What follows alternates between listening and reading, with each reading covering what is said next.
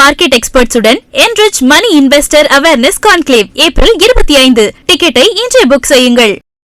கடவுள் நம்பிக்கை இல்லாதவர்களுக்கு மத சடங்குகளை எதிர்த்து கேள்வி கேட்க உரிமை இல்லை என்று உச்சநீதிமன்ற நீதிபதி நாகரத்னா தெரிவித்துள்ளார். சபரிமலை ஐயப்பன் கோவிலுக்குள் பெண்களை அனுமதிப்பது குறித்த மேல்முறையீட்டு மனுக்களை 9 நீதிபதிகள் கொண்ட உச்சநீதிமன்ற அமர்வு விசாரித்து வருகிறது. சமீபத்தில் நடந்த இந்த வழக்கு விசாரணையின் போது தலைமை அர்ச்சக தரப்பில் ஆஜரான வி. கிரி, ஐயப்பனின் நித்திய பிரம்மச்சாரிய பண்புகளுடன் இணைந்த நடைமுறைகளுக்கு புறம்பாக எந்த ஒரு பக்தரும் செயல்பட முடியாது என்று கூறினார். அப்போது கருத்து தெரிவித்த நீதிபதி நாகரத்னா, ஒரு கோவிலுடனும் அதன் தெய்வத்துடனும் தொடர்புடைய பழக்க வழக்கங்கள் அல்லது நம்பிக்கைகளை கேள்வி கேட்க ஒரு நம்பிக்கை அற்றவருக்கு உரிமை இல்லை என்று கூறினார்.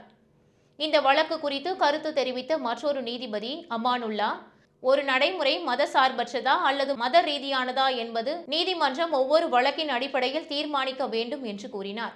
அவரை தொடர்ந்து பேசிய நீதிபதிகள் பி.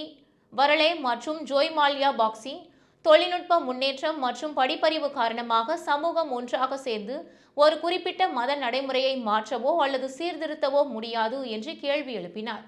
அதற்கு பதிலளித்த வழக்கறிஞர் கிரி, ஒருவர் தெய்வத்தின் மீது நம்பிக்கையுடனும் பக்தியுடனும் இருந்தால் மட்டுமே வழிபட கோவிலுக்கு செல்கிறார் என்றும், ஒரு சமூகத்தால் வழிபடப்படும் தெய்வத்துடன் தொடர்புடைய பழக்க வழக்கங்கள் மற்றும் நம்பிக்கைகளில் அந்த சமூகத்தால் மட்டுமே மாற்றங்களை கொண்டு வர முடியும் என்றும் வாதிட்டார்.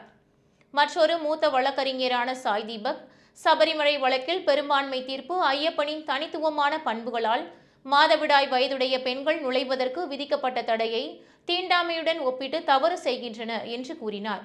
நீதிபதிகள் மற்றும் வழக்கறிஞர் இடையே நடந்த இந்த காரசார விவாதங்களை தொடர்ந்து வழக்கு விசாரணை ஒத்திவைக்கப்பட்டது.